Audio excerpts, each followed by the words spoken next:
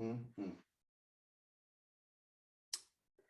I didn't hear it say recording in progress. Are you muted? No, I'm full volume. Can y'all hear me? Yes, we can. Okay, so Loud and clear. thank you for hopping on tonight. We have a very special guest tonight. His name is Thomas Tidwell, and we're going to hear a little bit of his story. We're going to hear how he got into Thrive. We're going to hear a little bit about how his life was before Thrive and his top promoter tips, just like every other Zoom, guys. But, you know, often everybody looks at Tommy and I as one, which we are. I mean, everybody is like, oh, you know, two of you. But Tommy actually has his own story. He brings a lot of value to the team. I don't know where my business would be without him. And it's so funny because I always tell him he has a girl gang. I hear a lot of women in this business always say, like, we need to hear more guys' stories. And Tommy begs to differ. You know, he does not chase after male promoters. And so I always say he is almost like he's the unicorn, right? Because it's so hard to get men to join this business, to take it seriously, to build up their own team.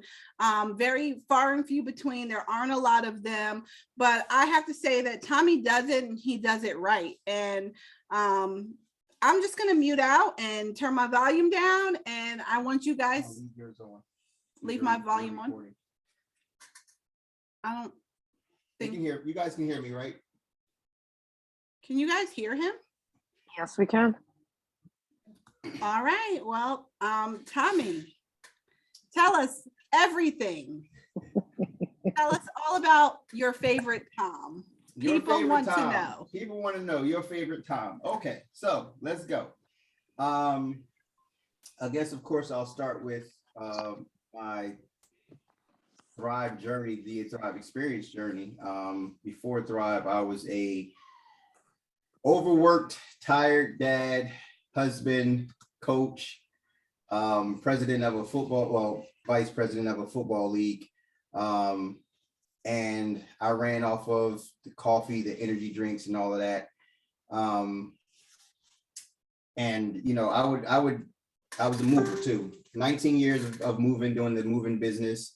My body took a huge beating, guys, a huge beating from, if you've ever moved yourself, then you know what I'm talking about. But whatever you do personally in your personal moves, make it times 10. That's what I was doing on a daily. And I did that for years. They say you sound far away. I sound far away? Okay.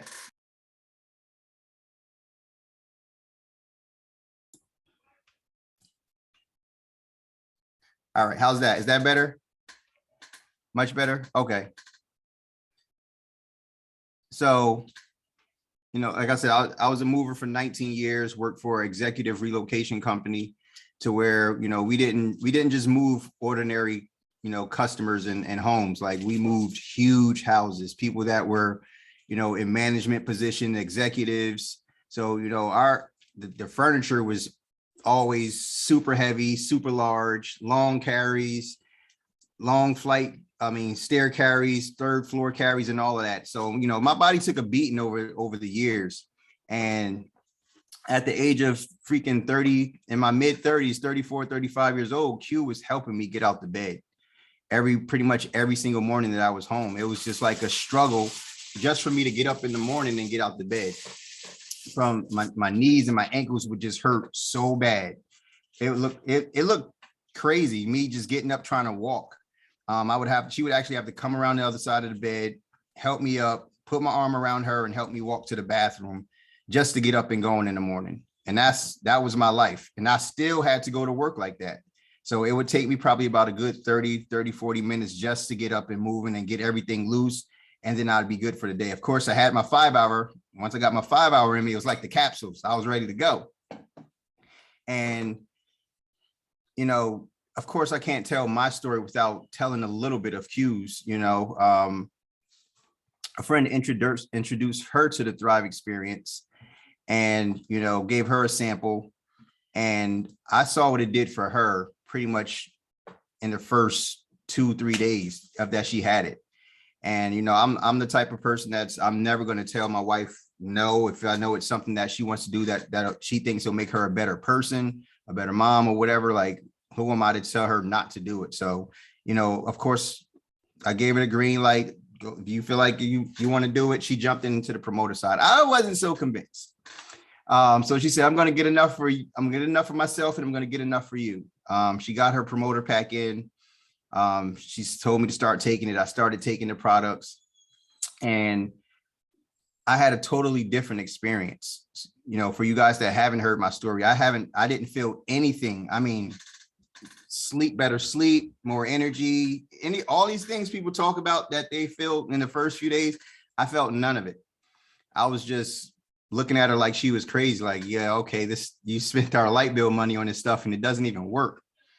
And it wasn't until day 8 that I got up and woke up that morning and I actually just stood up out the bed by myself.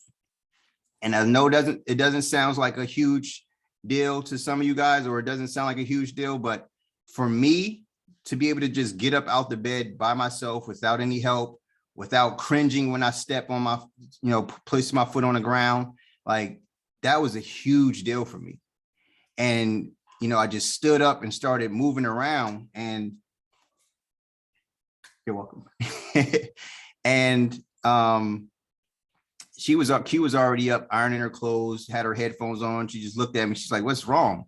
And I'm just standing there, like my body just felt really loose. I felt really good.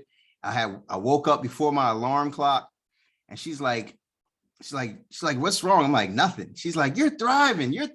She can see, she can tell, she didn't have to help me get up out the bed. And like, I'll never forget that day because I went to work that day and we had a 3rd floor carry up to deliver 12,000 pounds. And, in the moving industry, it goes by weight. So we had to deliver 12,000 pounds of furniture, household goods up 3 flights of stairs. And on a day like that, I usually come home, I hit the couch and I'm done. Like I'm staying there until Q's like, hey, Tommy, it's time to go upstairs.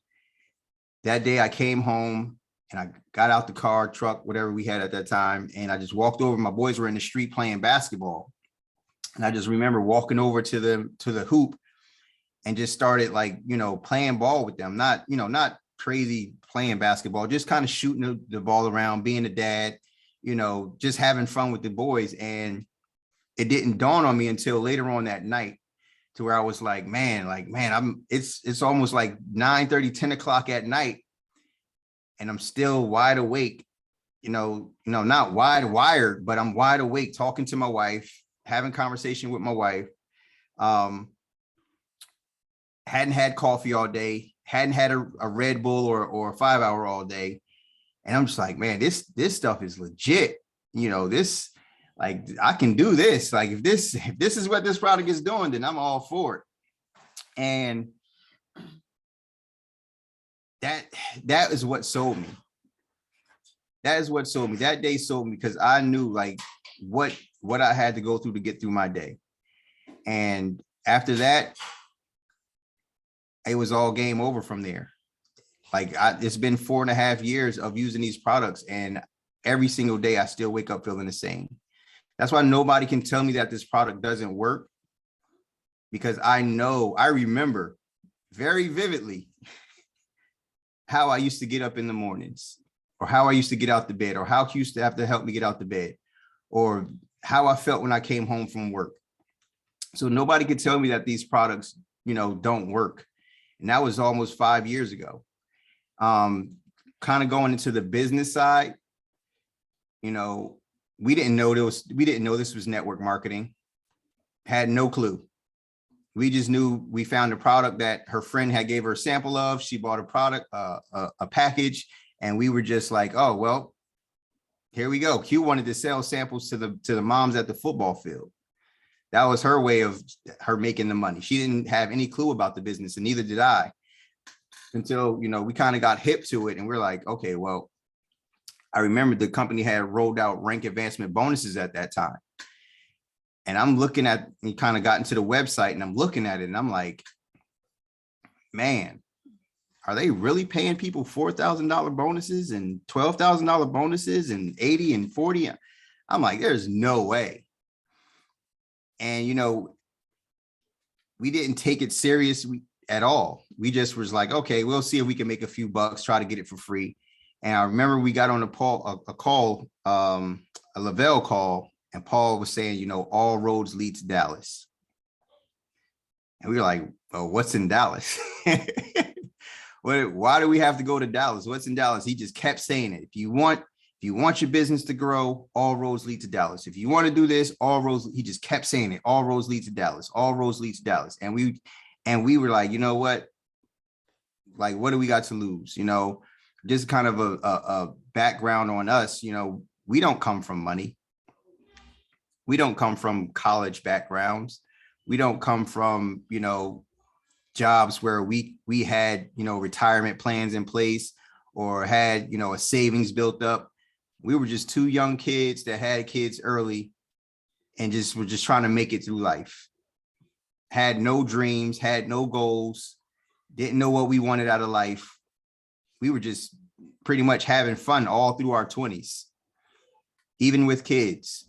So we didn't know about dreaming bigger. We didn't know about wanting more. We didn't know about living a big life. All of that was foreign to us. We just knew about paying bills, going to work, coming home, making sure the kids were okay. Excuse me, Tom. Yes, ma'am. Can we talk about Tom and how? Did she just interrupt my story? I just want to know. Yes. Can we talk about Tom? I want you to talk about how you felt. Do y'all see what I go through?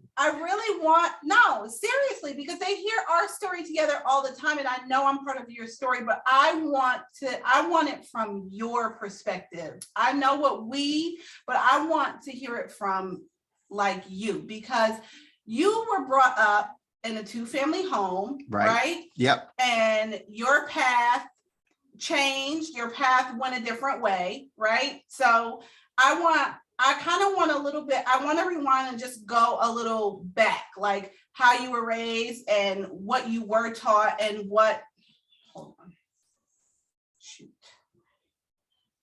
I want you to just talk a little bit about the things you did, because you knew more things than I did when we moved in together and going. I was going to get into that. Okay, go ahead. I'll stop interrupting. Go ahead. Go ahead.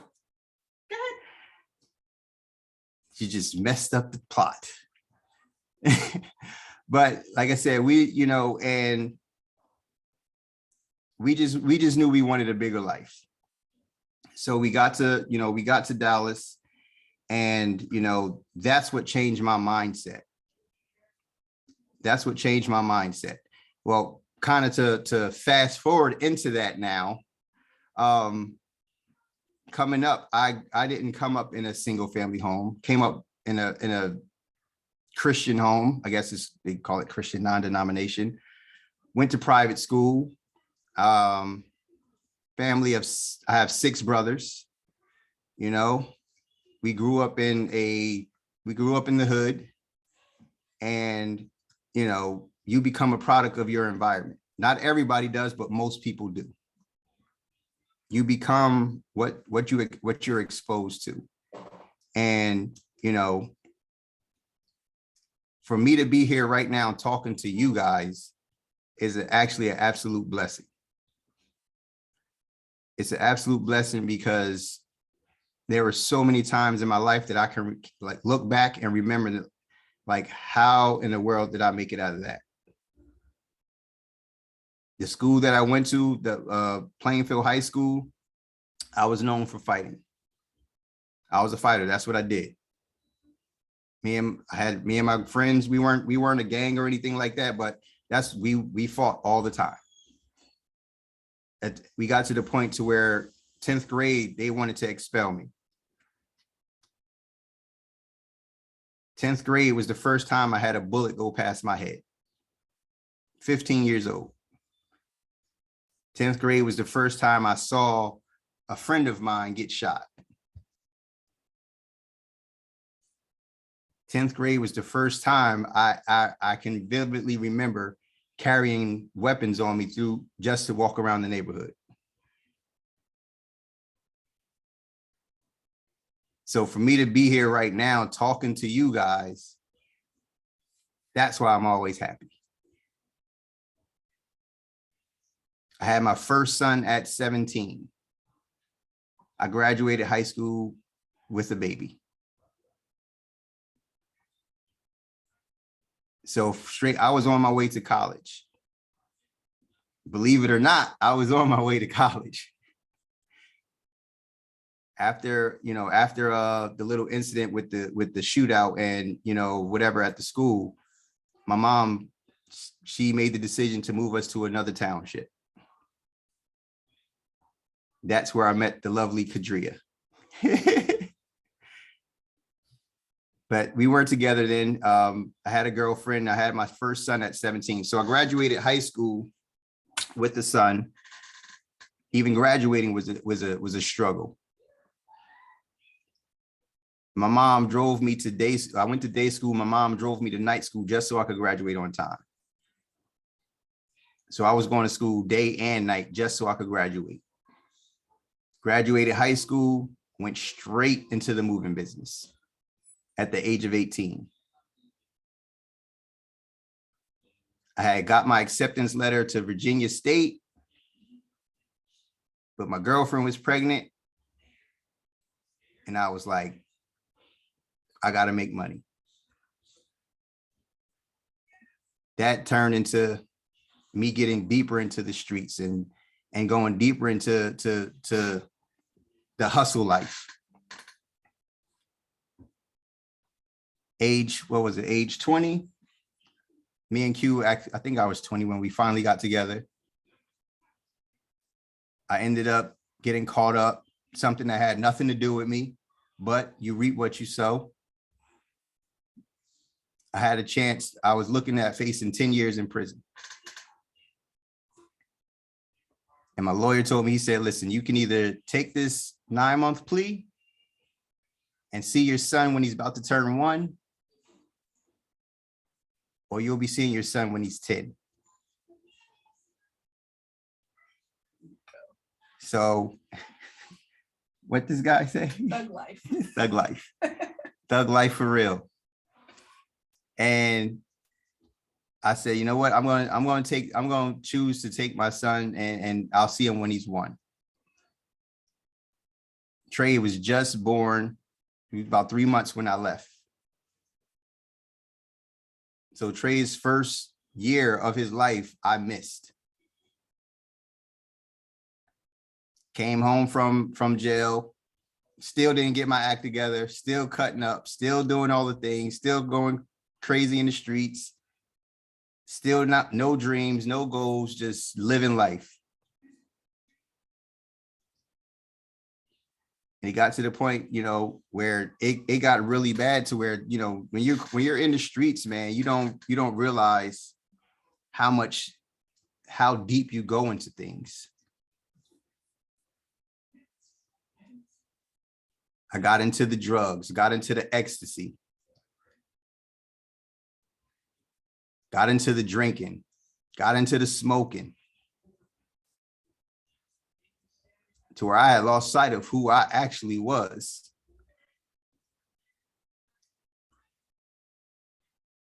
And, thank God I have a strong girl,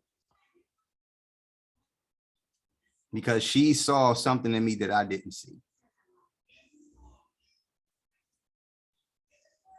And thank God she was connected to somebody that, like, God works in mysterious ways. She was connected to somebody at her job that got us into a program. We were getting kicked out of one place, kicked out of another, not kicked out, but just like our living situation wasn't stable. And she told you like, hey, I think this would be good for you guys. Because our lease was coming up and we had nowhere to go. And when Q brought it to me at first, she's like, so we can get into this program, but she know I don't like rules. I don't like rules. She's like, but we got a curfew. I was like, oh, I ain't going. Oh, ain't doing it. Nope. And then I thought about it. She's like, got a curfew, got to take drug tests. They could check your apartment. You can't bring nothing into the place. You just have to come there with your clothes and your kids. That's it. And I think I was just at a point in my life where I was ready for change. I was ready for change. I actually wanted to move to Georgia before we went into there. Because, I was just tired of living life the way I was living it. But Q wasn't ready. So when she brought the transitional housing thing to me, I'm like, well, let's do it. At first I was like, no, I don't want to do it. Then I'm like, you know what, let's do it. And she's like, no, I don't want to do it. But we ended up, both just kind of like making that decision of like, well, what are we going to do? We don't have good credit. Where we were staying was the hood. MS-13. I don't know if you guys know what gang that is. We had the MS-13 gang staying on the corner of our street. My kids would have to walk to school through there every day. Q would have to walk to work through there every day. One of my good friends' mom was killed in the park next to our house. We come outside, people are doing drugs and having sex in the park next to our house. So our living situation was crazy. So we was like, we got to do something. Like, we can't continue down this path. So we moved into transitional housing. It's an 18-month program, got our credit together, got married. And then the realization that we had to leave hit us. So she was like, hey, We didn't want to leave transitional house. Can you still get that position in Georgia? And I said, a good friend of mine just became vice president of the company. So I'm gonna reach out to him because me and him worked on the trucks together, but he went into the office and became the vice president. So me and him were still cool. We had connections. So he got me out here to Georgia. Our trip to Georgia was when I tell you guys, inconvenience exposes commitment. Inconvenience exposes commitment. Our trip out to Georgia was like no other. We packed all of our kids up in a van that barely worked, $100 in our bank account, because we had whatever money we had saved up, we put down on a house. Got in the van, packed up whatever clothes we could bring, drove out to Georgia. Our van cut out like 2 or 3 times on the way to Georgia. Had just enough money in our bank account to get us gas. I put our bank account overdrafted just to keep putting gas in the car, just to get to Georgia. When I got to Georgia, I had to fly right back home so I could finish up my jobs.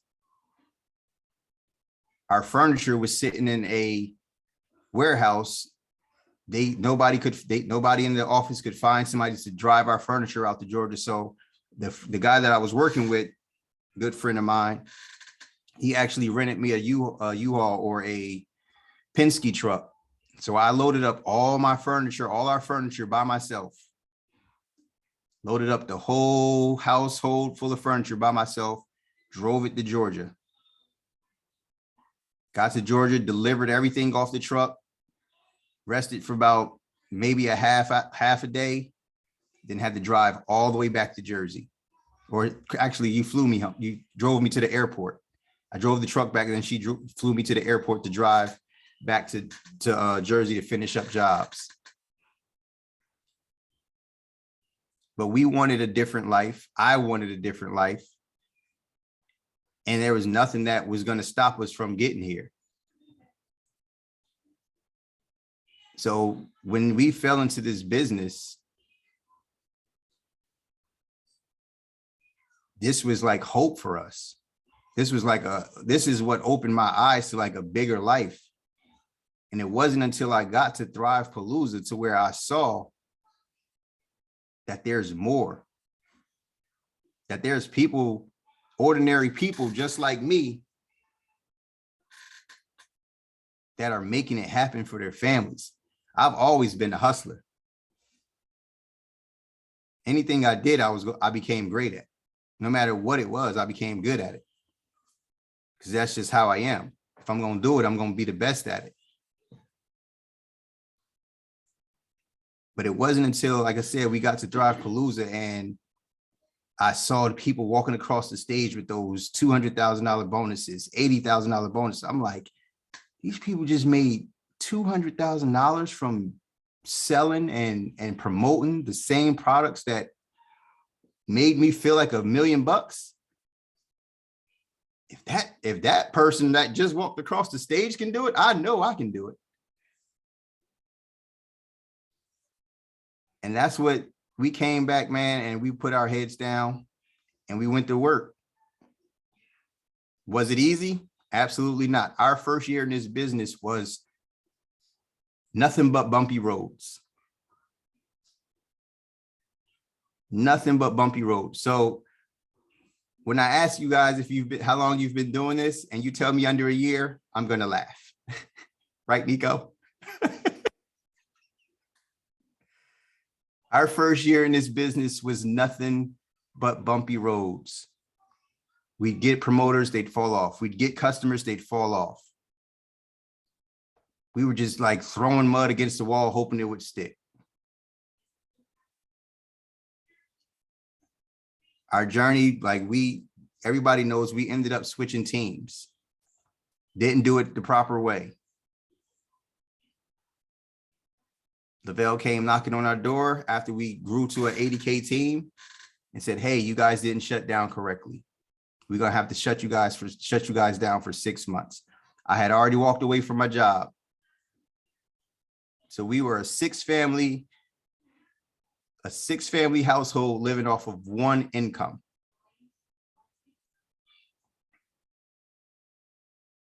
That was it.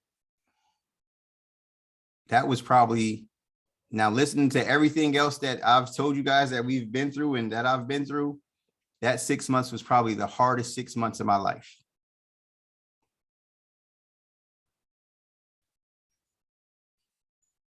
But I knew that if we could make it through those 6 months, that we would be good.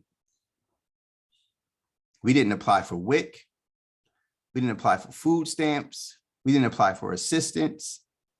We didn't apply for any of that.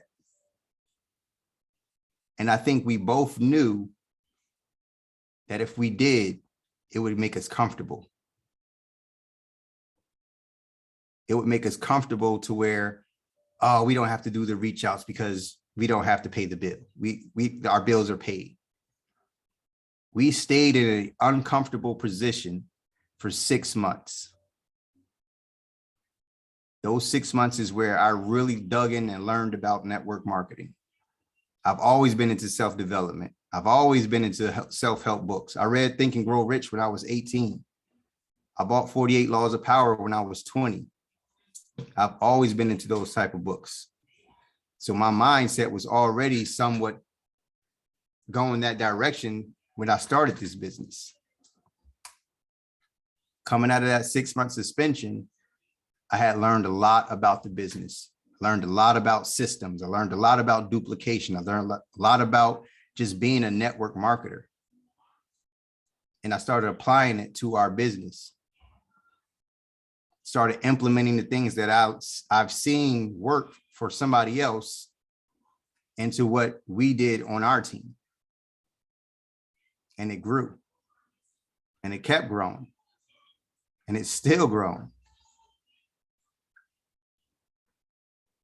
And it wasn't just straight to the top when we came from, that suspension. There were still some bumpy roads. There were still some things that need to be figured out. There was still some tweaking to some things, but I had my eyes on a goal. And that goal was, I'm never going back to transitional housing. I'm never going to allow my family to be in a shelter. As a man, that just didn't sit right with me. Although I'm so grateful for it. But I was hungry for a better life, for not just for me. I owed it to my kids. I owed it to my wife.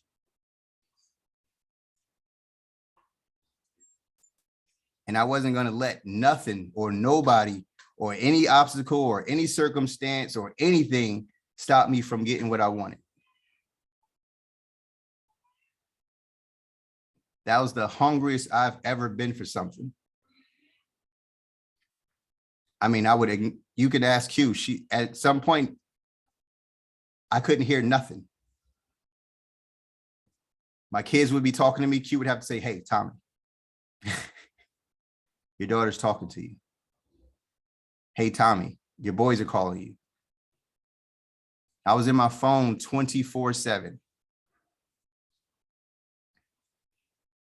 because I knew that we had to make this happen, because I wasn't going back to trucking either. That ship had sailed, and I wouldn't give that company the satisfaction of saying, I told you so. So here, just to kind of go off topic. The joke in the company is, once a mover, always a mover. Nobody quits the moving business. It's like a game. Because the money's good. It comes in fast. You can make a lot of money very fast. And once you get used to that type of money, going to a regular 9-to-5 just ain't cutting it. And I remember when I started this business and I was telling them, like, man, I'm out of here. They're like, you'll be back. Everybody comes back. Everybody comes back. So I would never give them the satisfaction of saying, I told you so. Ain't going to happen. But more than that, I know what type of life I want to live. I knew I wanted to be able to dress in whatever clothes I wanted to dress in. I like to dress. That's something you guys probably don't know about. I like to buy clothes. I like to buy shoes. Me and Q used to spend all the money when we were younger. I wanted to get back to who I was. And that's what this business has been able to do for me and my family. And it's allowed my kids to have a better life. So we ran for that 200K bonus. When they dropped those, we looked at each other and said, this shit is happening. Fucking happening, we said. Yes, I was trying to keep it kind of clean, but this shit is fucking happening. Because I'm going to tell you guys this, a lot of people don't know, is when they shut us down the first time,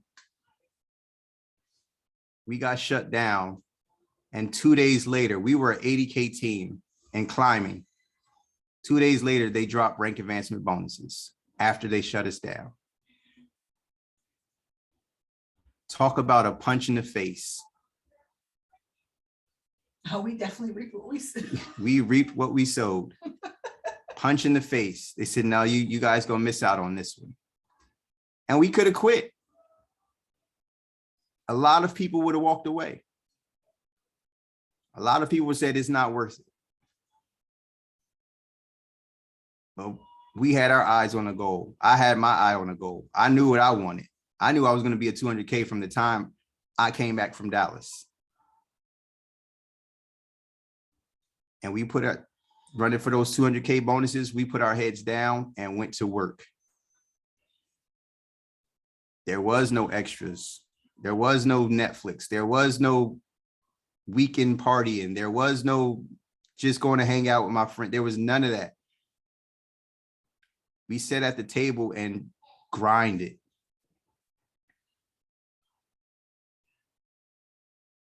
But we sat our kids down before that and said, you know what, guys, we want to give you guys a better life. We know we've been doing this for so long, and we know we've been saying this, and we know we've been doing that. But we want you guys to give us grace for these next 4 months. There's some huge bonuses on the line that me and mommy are running for. And if we hit them, our lives will change forever. So they understood when we said, go get you something to eat. I don't know. Look in the fridge. Ask your brother. Tell your brother to do it. We're working. And was it worth it?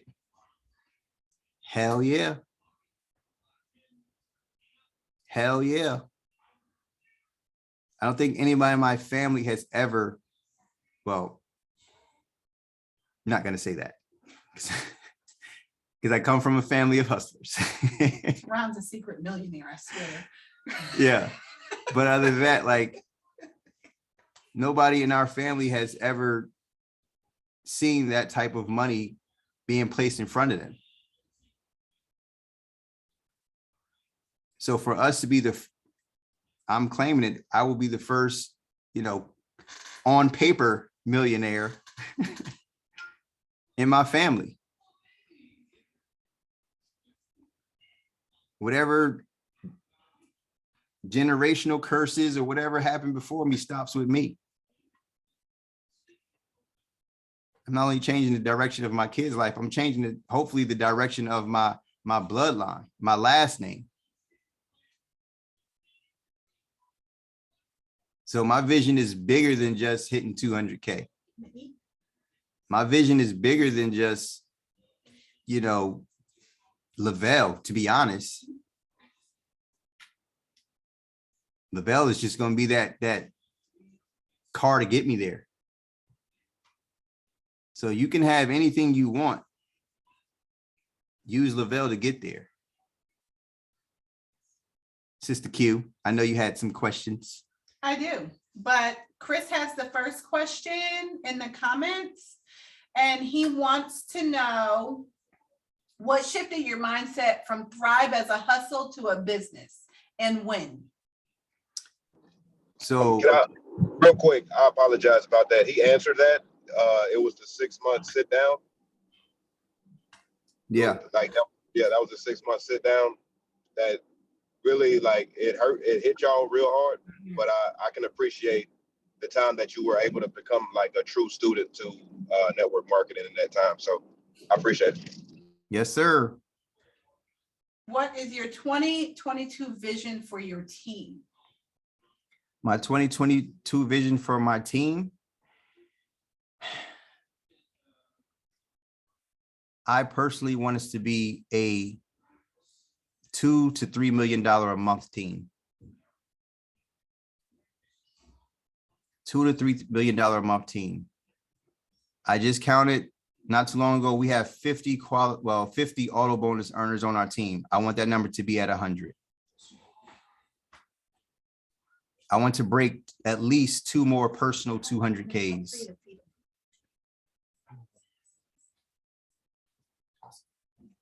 I want our team to be not just a team, but a movement. I want our team to not just, like, we're a family. Like, that's one thing about me is, like, I go hard for my team. If you say I'm on your team, if you say you are my team, I go hard for my team.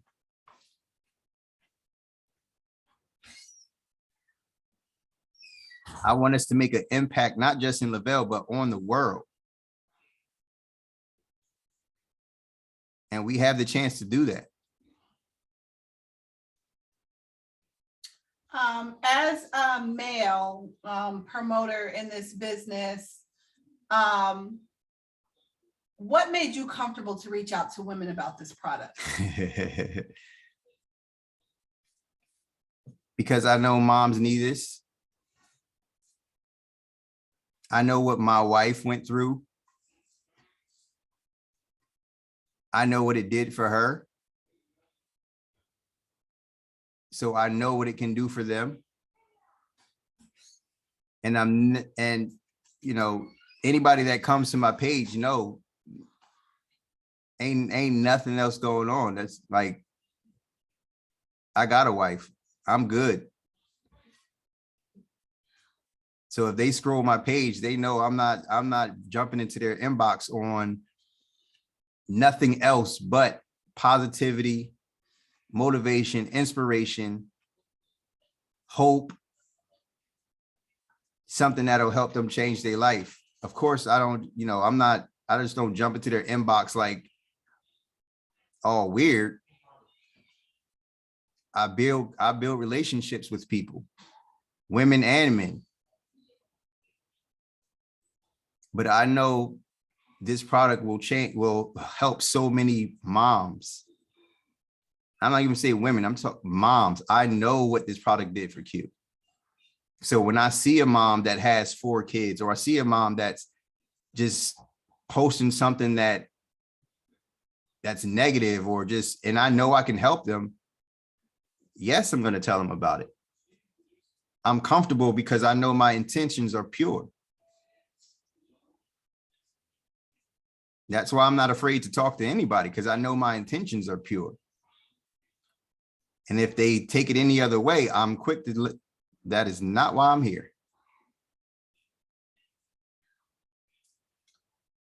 What would you do if you go hard for your team, but your team doesn't want to go hard for themselves? What would you do then if they didn't want to accept the family or community aspect? Then it's time to build a new team. And when I say that, I'm not saying forget about them. I'm saying find your people. You should never stop building. You should always be looking for new team members, because everybody's hunger isn't going to be your hunger. And that's the thing I had to learn in this business, is that everybody's goal wasn't my goal. My goal wasn't everybody else's goal, rather. What I wanted from Lavelle, everybody else doesn't want. The intensity that I went after my goal, everybody doesn't have that same intensity. They might just want to, hey, I got an extra $50 this week. I'm cool. I needed this business to breathe. So I have to understand that. I don't forget about them, but I'm not gonna waste my time and try to make them want something that make them want, you know, run after the goals that I have. You're gonna frustrate yourself. If they didn't want to accept the family or community aspect, yeah, like there's nothing you can do about that. There is nothing you can do about that. All you can do is introduce them to the community, introduce them to what is going on in Lavelle. It's up to them to make that decision. Everybody on here made that decision. That's why they're on the Zoom tonight.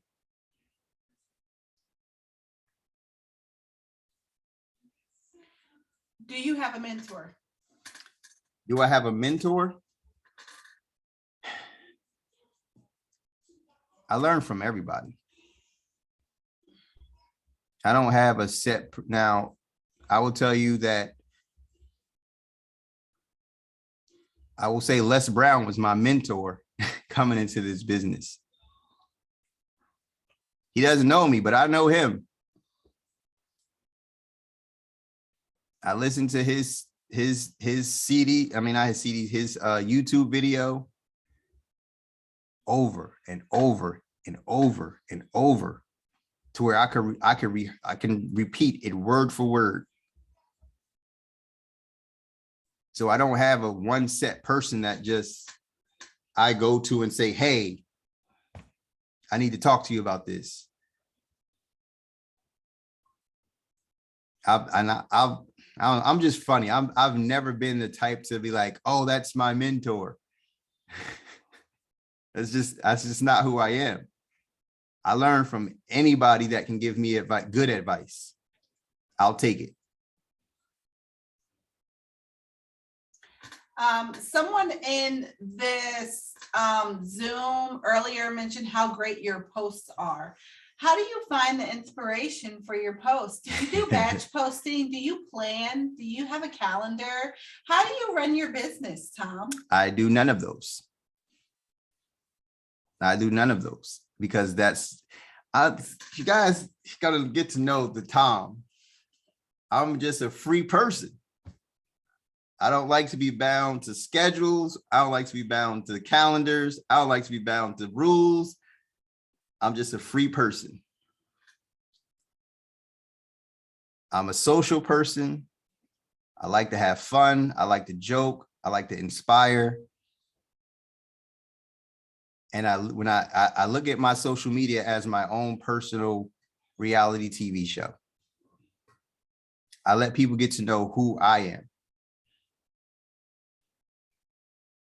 They get to know me as a dad. They get to know me as a husband. They get to know me as a leader of a team. They get to know me as a thriver. They get to know me as a jokester. I find content in everything.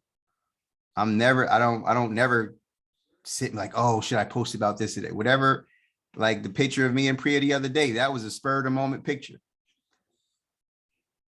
I find content in everything. I find inspiration in everything. I'm always looking for the positive in something. Your favorite Tom show? Absolutely. So you don't seem to let a lot get to you. What have you ever gotten in your head with this business? Have you ever had a really challenging time and it was hard to get out of? And if so, what was it and what made you get out of that funk? I mean, I have. I'm human. Of course I get in my head about, I'll tell you, when I first got started, I hate rejection. I don't like, well, just like anybody, nobody likes to hear the word no. I know what I want and I want to have it when I want it. And if I'm trying to give you something that I know is going to help you and you tell me no, it was like I was taking it personal. But I've learned to handle rejection. I've learned that it's not about me. So I used to get in my head a lot about that. I used to get in my head about numbers going up, then dropping. But I always like, well, the thing that gets me out of that funk is, okay, what I take a self check. What am I doing? Because a lot of the times when things aren't going right is because we aren't doing the work personally. And we're focusing on helping everybody else or trying to make sure everybody else is doing what they're supposed to do. And then you look up and your own personal business is lacking. So I get out of that funk by changing somebody else's life. I get out of that funk by going on a sample blitz. I'm looking for that next person that says, thank you for helping me feel better. Thank you for helping me play with my kids. Thank you for helping me, have energy. That's how you get out of any funk. Jason Camper said it. I forgot how he said action. I'm going to put it in my own word. Action cures all. Action. Got to take action. Now I forgot, what was the first part of that? Have you ever gotten into your head about this business? Oh. I think you answered that. Okay. And then I said, if so, how did you get out of it? Have you ever had what was your most challenging time in this business? Like, what was your most challenging? I think the most challenging was definitely the 6-month suspension. I think that was definitely the most challenging because I'm trying to stay positive. I'm trying to keep the household positive. I'm trying to still run my business and keep the team positive, but I know I'm not making any money. And then you're getting final notice bills. You're getting, hey, call after call. You're getting water notices on the door. Your gas, come home to your gas cut off. So that 6-month suspension is what took my mindset, positive mindset, to a whole nother level. Is that's how I know self-development works. That's why I preach it so hard. Because if you have a positive mindset, you can make it through anything. If you have a positive mindset, little bumps in the road is just a bump in the road. You understand that this is part of the journey. And that's how I look at, that's why nothing gets to me. I'm like, oh, I guess this is just part of my story. Everything that I go through is not just for me, it's for somebody else, for when they're going through it. Do you listen to any podcasts? Do you have any favorite books? And if so, what's your favorite book? What's your favorite podcast? Or do you not have a favorite? You just listen to random stuff? So my favorite book, I used to call it my Bible, is 48 Laws of Power by Robert Greene. It's my all-time favorite book. I don't have a favorite podcast, but I'll listen to anything because I'm always listening to learn. I'm always listening to see what I can take from it. And I will tell you that I developed that skill, I guess you can call it a skill, when I started listening to Les Brown.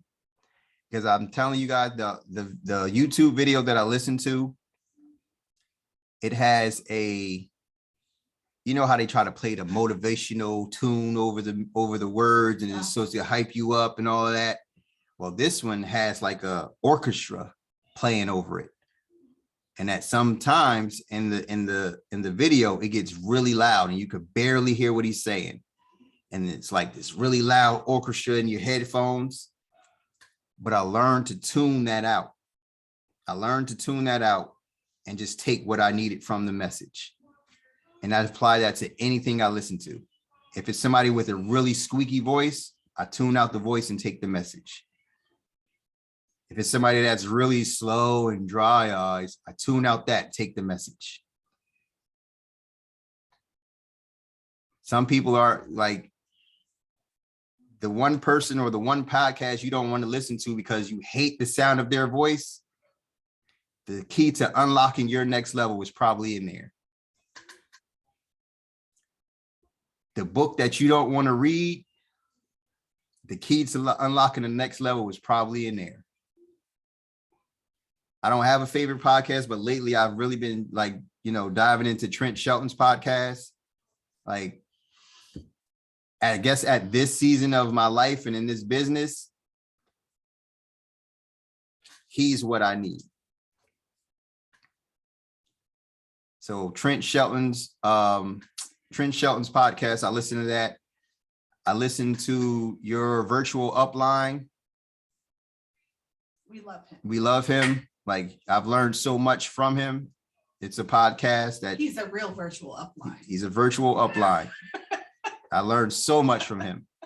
Trying to think what else. Think and Grow Rich. I love that book. If you have not, yes, there's a YouTube video, but guys, buy the book. Buy the book. And don't just buy it and read it, like dissect it, highlight in it. Go back and read over it. Yes, the YouTube clip is good, but the book is great. What are some of your non-negotiables? Some of my non-negotiables every day is I'm talking to a new person. Whether it's 1 or 5, 10, 20, doesn't matter. I'm talking to one new person a day. That's a non-negotiable. How about for your life? Joe, for my life, I thought you were talking about business. Business, life, what are some of your non-negotiables? You have a lot of mental toughness, right? And you have learned to get out of your feelings and in your bag. Yes, my ma'am. Favorite saying. So like, what are your non-negotiables that got you to this point? Like, what are your non-negotiables? Every day I listen to something positive. Every morning. I wake up, take my capsules, I meditate, and I put on something positive every single day. And if I do miss a day, I notice it. Not in how I feel, just how I maneuver through the day. So every day it's a non-negotiable. I have to put something positive into my head in the morning.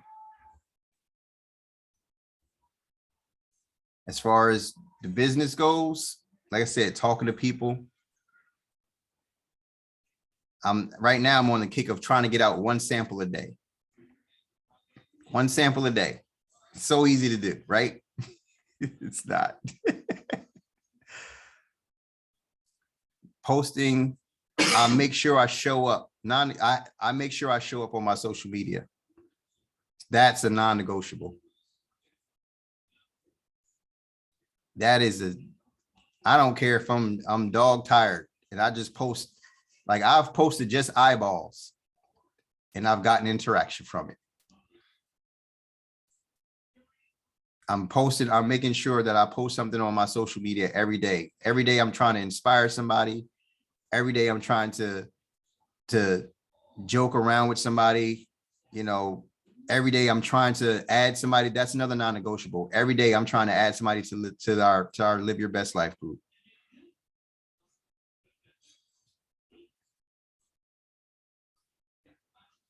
And now after today, I'm resetting my standards. Thank you, Sister Q. I have some new non-negotiables that's going to happen. Every day, I'm getting some type of workout in. Every day, I'm drinking at least a half gallon of water. Non-negotiable. How to set your standards. What have you learned? What is something that you learned from, okay, 3 questions, then the last, and I promise I'll let you go. I'm coming up with all these questions. I didn't even take my expand today. First of all, who is someone you look to in the business that have given you the most value? Someone in the business that has given me the most value? From like Lavelle. Oh man, it's hard because I learned from so many people. Like this is I guess you can call it a skill too, that I learned in the moving industry is you can learn something from anybody. Everybody can do something good. We're gonna get to the downline next, so let's just think like I am. And so not in 200Ks or something like that. So I will say that I learned a lot from Courtney Glacier. I learned a lot from her. I learned a lot from Aaron Aponte. I learned a lot from Dana in a weird sort of way. I learned a lot from Leanne. You know, I'm a sponge. I'm a sponge. Like I never stop learning. I don't care what it is. Like I'm a sponge. I'm always looking to like, oh, that's pretty good. I can take that and make it better. Thank you. I'm a sponge. What is something that you've learned in this business dealing with your people and your downline that you would have never, that you didn't learn in life already? Like something that you didn't learn from a book or a podcast, you learned it by dealing with your downline. Like dealing with just people? Dealing with your downline. You are a leader of a girl gang. Like what is... I wasn't ready. What is something that you've learned in dealing with your downline? That or a skill you've picked up that you wouldn't have probably learned working at a 9-to-5 or if you were in another industry? I've learned to listen and not just hear. I've learned to listen to actually hear people out and not listen to respond. I've learned that putting other people's goals first will blow you past yours. I've learned that women are freaking nuts.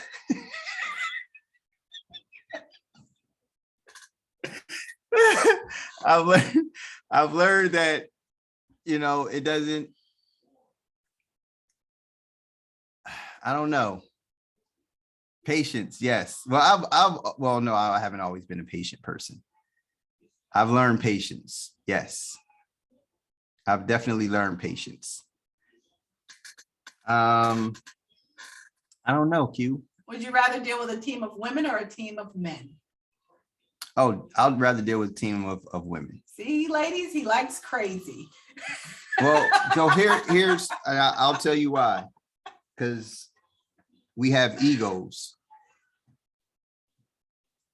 We have egos, and egos get in the way of building. Like I don't need to be number one. I don't have to be number one. I'm here for the team. I don't care who gets the trophy. I just do my job and go home. But you guys are savages, man. Like, so I mean that in a good way. Like, you guys, if you have a goal,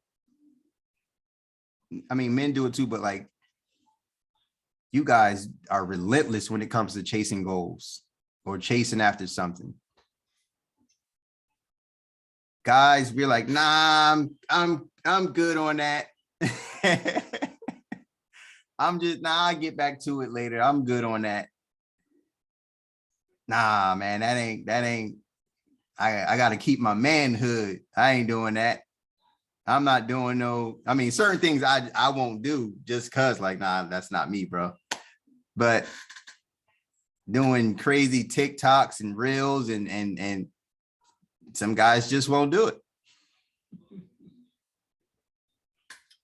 So I'm going to ask you the last question, but then I want you to leave us with something. So the last question is, what was the moment in this business where you stopped and said, I can't believe this is my life? So I know everybody's probably thinking that it's a 200K day, the bonuses and all of that, but it actually happened before that. It was actually the day after Q left her job. It was the morning, I'll never forget it, the morning after she left her job.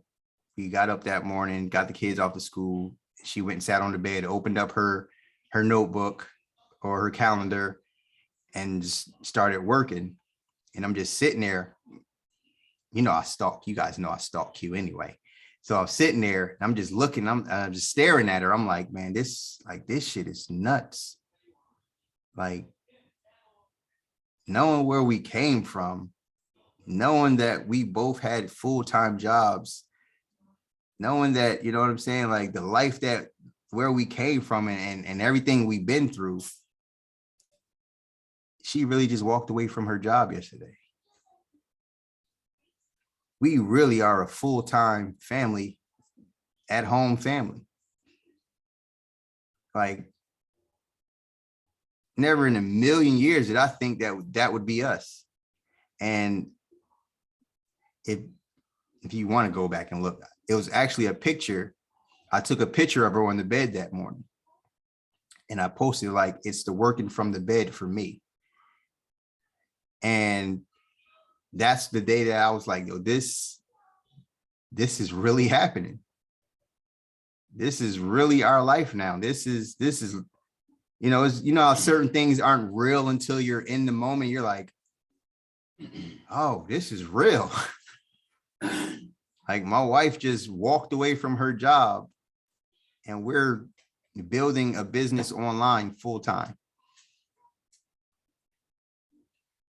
I would say 2 kids from the hood, but Q doesn't claim the hood. She said she's from Scotch Plains, but I grew up in the burbs. No, you didn't. You were in the hood with me. It's okay.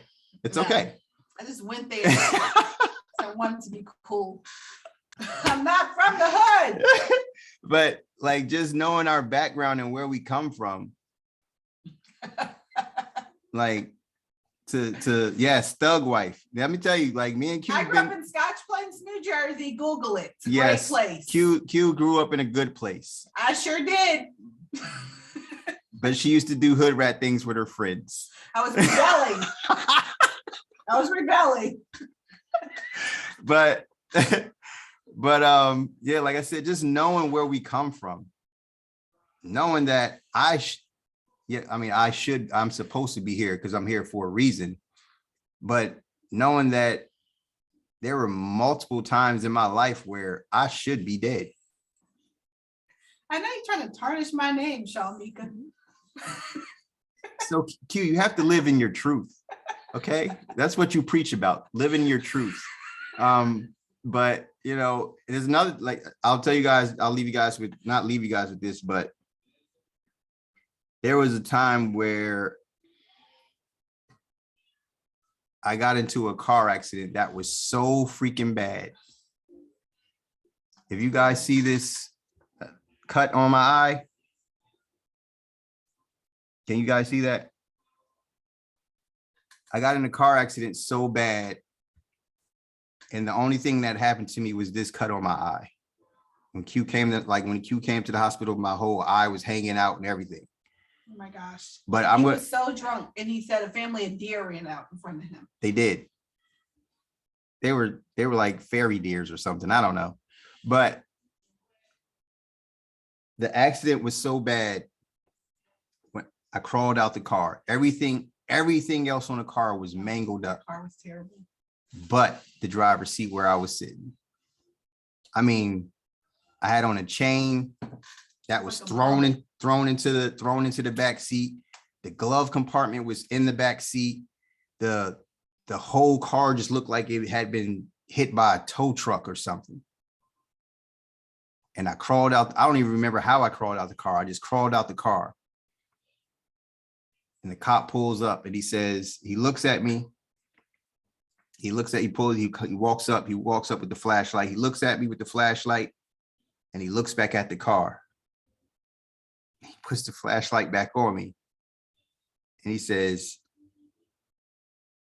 who was in that car? I said, I'm drunk, young, don't care about the law. I'm like, you know, a drunk young teenager, you just talking all types of crap. I'm like, what do you mean you got out the car? I'm standing here, ain't I? It's in the middle of the highway, nobody else around. And he said, there is no way in hell you got out of that car. There is no way you came out of that car. That's how bad the car was. So that's another reason why I'm always so positive and always so happy and always look for the bright side. Because I feel like I shouldn't be here right now.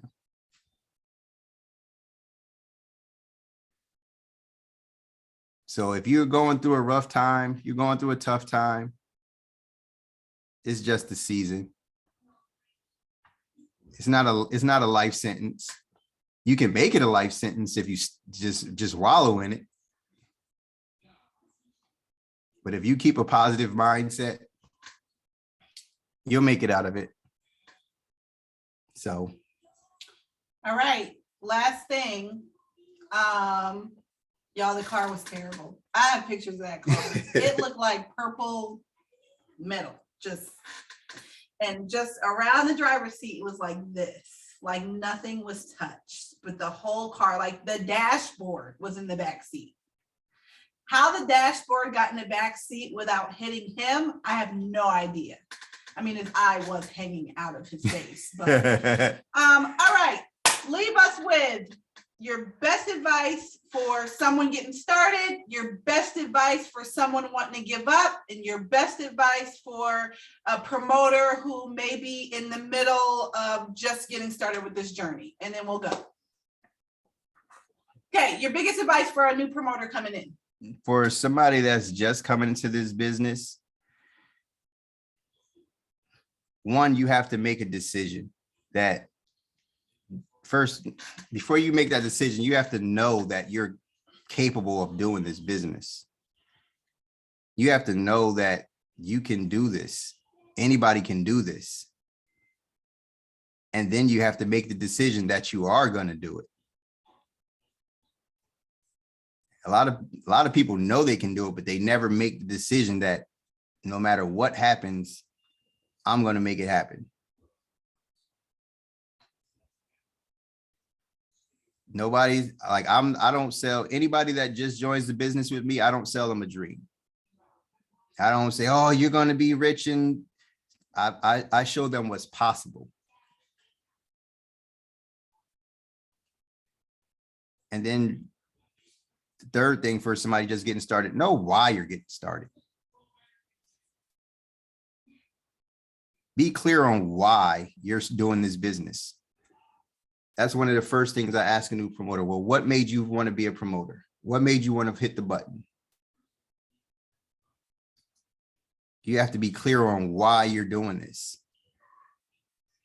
And you have to make those things clear to the people that brought you in, or the people that are helping you on your journey.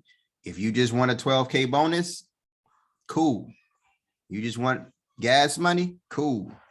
You just want to thrive for free, cool.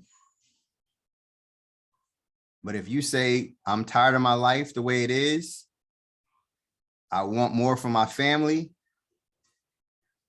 I want to bring my husband home, I want to bring my wife home, I want to retire, I want a new home.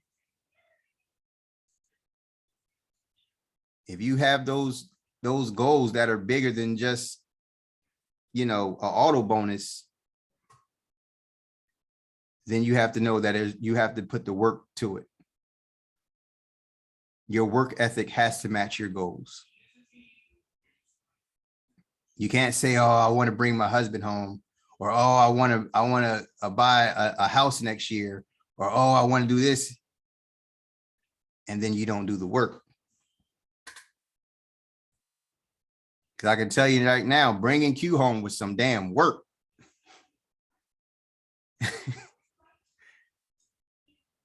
So for a promoter, what was the other one? What would you do?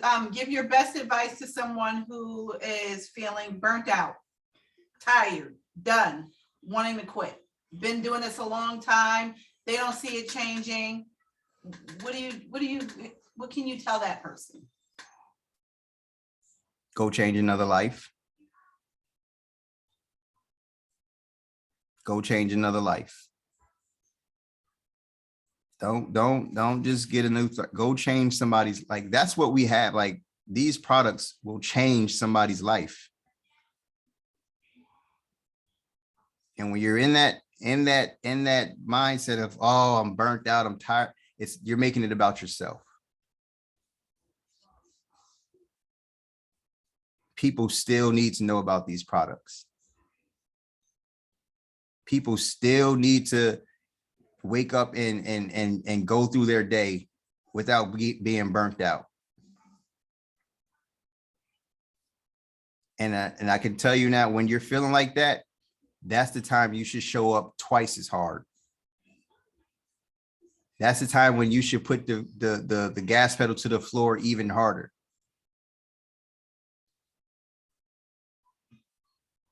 Because once you get out of that funk, your car is going to be going full speed. But if you take your foot off the gas and you come out of that funk, trying to stomp on it to get the car going again, is just going to put you right back into another one. When Q and I were suspended, we showed up extra hard. We got on more team Zooms. We did more lives. We did more calls. We did more three-ways. We did more reach outs. So if you're feeling stuck, go harder in the business. Go find somebody else that needs these products. Get out of your comfort zone. Talk to the lady at the store. Talk to the cashier, I mean. Talk to the waitress. Talk to the person you see walking up your street every day. And the last one was? You kind of covered it already, but close us out with painting a picture of what's possible for their life with this company. How is your life now, Tom? Man, painting a picture.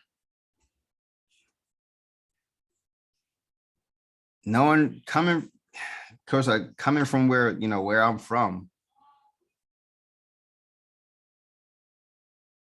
the biggest thing that we've seen somebody do is maybe go to the NFL or something, and they got basketball skills or something like that. Other than that, growing up, the people that had the fancy cars and the good clothes and the jewelry, all those were the hustlers. So that's as big as life got for me. That's what I knew. Lavelle has opened up my eyes to a whole nother level of living. I've been out the country, I don't know how many times. And you become what you're exposed to.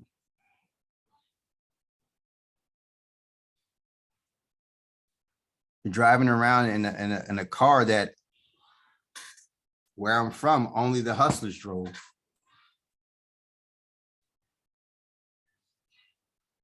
To be able to, and a lot of my people on my social media or whatever, they are from my hood or from my neighborhood, or they know me from the past. So for them to see me driving or living the life I'm living now, it's opening their eyes to a bigger life. Like being able to just travel, being able to drive in the car. We don't own a home yet, but that's happening soon. This company can give you whatever life you want if you put the work in. It's not a magic wand. It's just not going to poof and appear. Does your work ethic match the goals that you set for yourself? Being able to buy my wife a purse that costs money, that's something I only dreamed about doing. And it's crazy, like, not bragging or anything, but hitting that buy now button, that was another moment. I can't believe this is my life.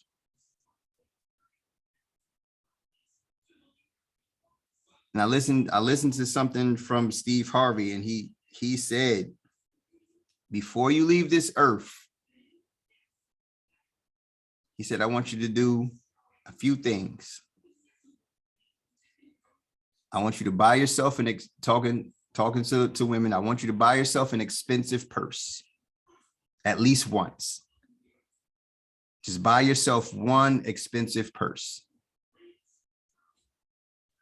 Take a first class flight to anywhere in the world. He said, and I want you to have pretty much have spend money on yourself one time. He said, because when you expose yourself to what it feels like to have that purse, or what it feels like to sit in first class, it's a feeling that you can't shake. And you're like, oh, this feels good. Ask Q how it felt to sit in that Audi when she first got in there. She wanted a daggone Explorer.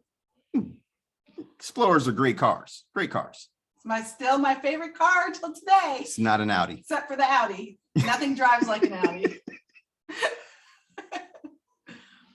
So whatever your goals are with this company, guys, you can have it. We are living proof of it. We are living proof of it. Yes, there's a lot of other stories or whatever, but you guys a lot of people that are on our team or just on our social media, they watched our lives change in the last 4 years firsthand. Going back to, I let them in on my personal TV reality show. They watched our lives change firsthand. Paul's not kidding when he says this can be the vehicle to whatever you want. Listen to Paul, like you said earlier. Listen to Paul. He knows what he's talking about. And you know I'm watching a lot.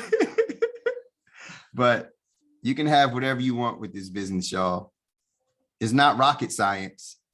We overcomplicate it. We try to find new ways to do things instead of what actually works. It's not rocket science. Keep it simple and keep people first.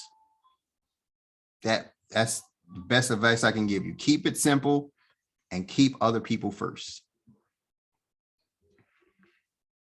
And that is officially an hour and a half.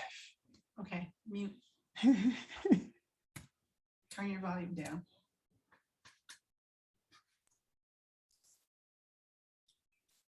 Can y'all hear me? Okay, guys. Yeah, we went over tonight. I really wanted Tommy to dig in. You guys hear our story together all the time, but he has his own individual story that is just so good. And he has so much, like, he has so much to give, you know, he has so much knowledge, and I just really wanted it to be about him tonight. I know he hated that I interrupted him. Messed up my whole flow. It doesn't matter. I needed to take him back because it's very easy to tell our story the same way all the time. And I really just wanted to stop him and bring him back. And so even though he got annoyed with me, I think it was a really good decision that I made on my part to interrupt him. But we went a little long tonight, guys. This is the last Impact Zoom for the year. Okay, we won't be back until January. Tommy and I talked tonight and we decided that we're just going to take some time and be with our family. So last Impact Zoom of the year, I'd say it was good, even though it was long. You guys can catch the replay on my YouTube channel once I drop it later on tonight. And I hope everybody has a Merry Christmas, guys. You don't want to shut the door to your business, but you don't want to miss out with time with your family. Prepare for that over the next couple days. Make some stories that you can just throw up, you know, make some business stories, some promoter stories, prep for these next couple of days. And guys, this is our first Christmas where we can be around people for like a while. Like it's been what, 2 years? So enjoy every moment. Go see the lights, like get out and go ice skating, spend time with your family, but don't forget to create your content while you're doing it. We never shut the doors. But yes, make sure you capture every moment in video and in pictures so that you can create some awesome content to put out there and show people what the Lavelle lifestyle can do for you. Even if it's extra that you were able to add hot cocoa to your Christmas where you couldn't in previous years, that's a win. So Merry Christmas, guys. Happy New Year. And we'll see you guys in January. Merry Christmas. Merry Christmas. We love y'all. We love you too. Bye. What a nice place.